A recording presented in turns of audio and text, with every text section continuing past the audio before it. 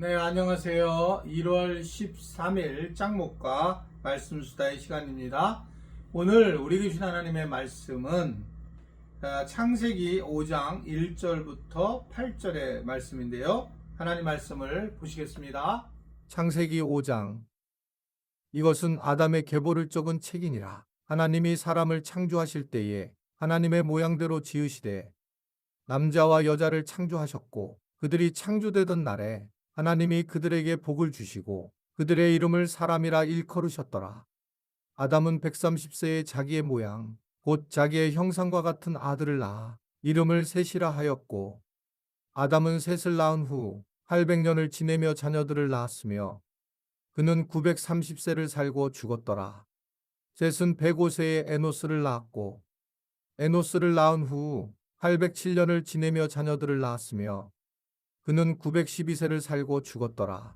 네, 우리가 앞부분에서 이제 카인과 아벨에 대한 이야기들이 나왔고, 카인의 이제 자손에 대한 이야기들이 쭉 나왔습니다.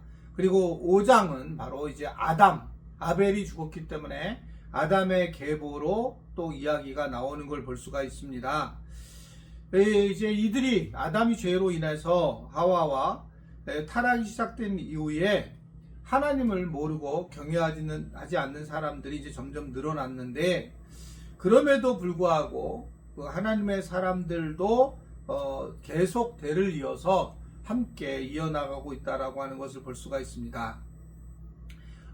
사실은 세상을 하나님께서 멸망시키려고 하시고 심판하려는 것이 아니라 세상을 구원하려고 하시는 것이 하나님의 이제 근본적인 목적이시기 때문에 하나님은 하나님의 방향이 항상 선하게 이끌려고 하시는 것이 주된 목적이셨죠. 그래서 세상이 아무리 힘들어도 그 하나님을 믿는 바알에게 무릎 꿇지 않는 7천이라는 숫자, 즉 인원이 이제 뭐 7,000명이라기보다 완전한 하나님 앞에 완벽한 하나님의 사람들이 있었다라고 하는 것을 엿보게 된다는 겁니다.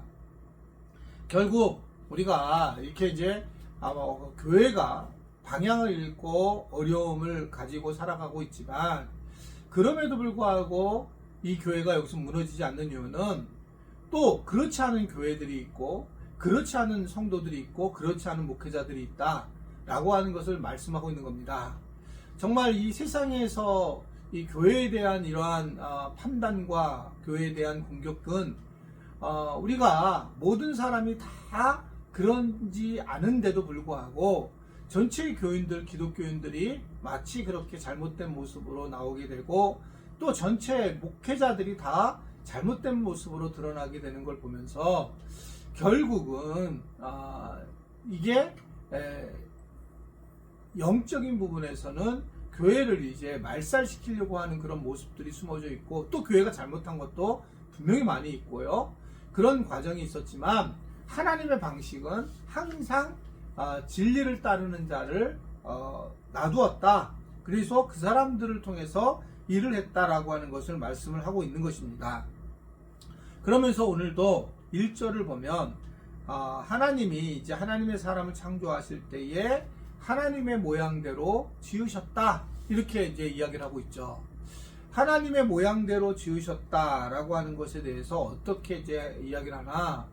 어떤 사람들은 정말 저희 누님, 돌아가신 누님도 그런 얘기를 했는데, 우리의 이 모양, 그러니까 지금 눈, 코, 입 이런 모양으로 우리가 하나님 우리를 만드셨고 하늘나라 가면 그런 모습이 이거다 라고 얘기를 했었어요, 저희 누나가. 근데 지금 생각해보면 그건 아닌 것 같습니다.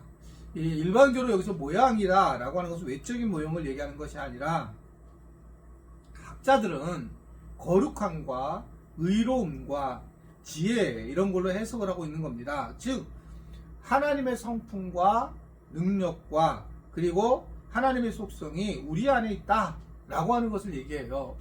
우리를 이제 하나님의 모양으로 만들었을 때에 그냥 세상에 있는 짐승처럼 만들지 않고 하나님과 흡사하게 만들었는데, 하나님 앞에 좀 나아가는 모습으로 우리를 만들었다. 즉 하나님과 가장 흡사한 모습으로 만들었고, 사실은 이러한 모습 때문에 마귀는 계속 우리 사람을 공격한다라고 얘기해요. 하나님을 공격하는 것이 아니라 가장 흡사한 사람을 공격하고 또 하나님이 가장 사랑하는 사람을 공격함으로써 하나님을 괴롭게 하는 그런 방식으로 이 마귀가 공격을 한다. 그런 이야기를 이제 하고 있는 겁니다.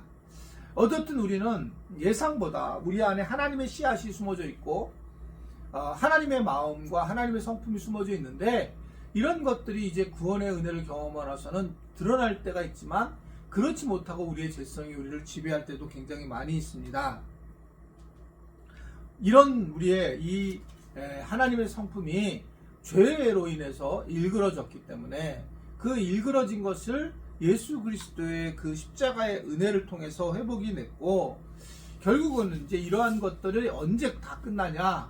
우리 주님이 재림하시고 마지막 때에 다 이루어지시고 우리가 찾게 될 것이다라고 하는 것을 말씀을 하고 있는 것입니다. 우리가 그렇다면 우리 하나님과 같이 비슷한 형상을 가진 거가 세상 사람들에게 자랑할 것이 될 것이냐? 그렇지 않다는 겁니다.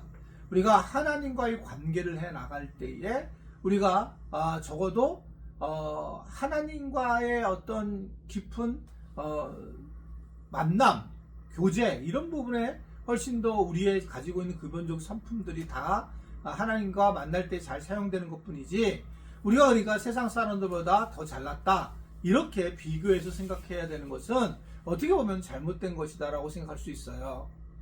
우리는 비록 하나님의 형상을 가지고 또 일그러져 있지만 그럼에도 불구하고 예수님을 통해서 구원의 은혜를 경험했다는 거죠. 그래서 구원의 은혜를 경험한 사람들은 이 하나님의 거룩성 또는 오늘 이야기했던 것처럼 하나님의 의로움, 하나님의 지혜 이런 것들이 회복되는 것이 가장 중요한 부분이라고 보여지게 됩니다. 그렇게 되면 세상 사람과 다르게 살아갈 수 있고 세상 사람들에게 빛과 소금의 역할을 전해주지 않을까라고 하는 생각을 하게 됩니다. 우리의 이런 모습들은 다시 말씀드리지만 완성이 우리 주님이 오실 때야 완성이 되는 것이지 우리는 계속적으로 성화되고 또 변화되는 과정 중에 있다라고 하는 것을 보게 됩니다. 아무쪼록 우리 교회 공동체 지체들은 너무 지금도 잘해오셨지만 앞으로도 조금 더 진보해서 조금 더 변화가 되어서 교회 공동체들이 하나가 되는 것뿐만 아니라 세상에서 생활 선교사의 삶을 살고 가정에서도 가정 예배자의 삶을 살 때에 바르게 우리가 살아갈 수 있는 은혜를 또한 누리며 살아가기를 주님의 이름으로 부탁을 드립니다. 기도하겠습니다.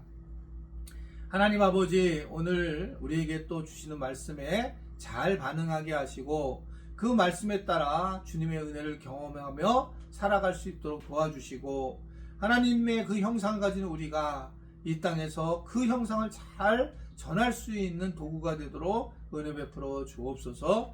예수님의 이름으로 기도드리옵나이다. 아멘.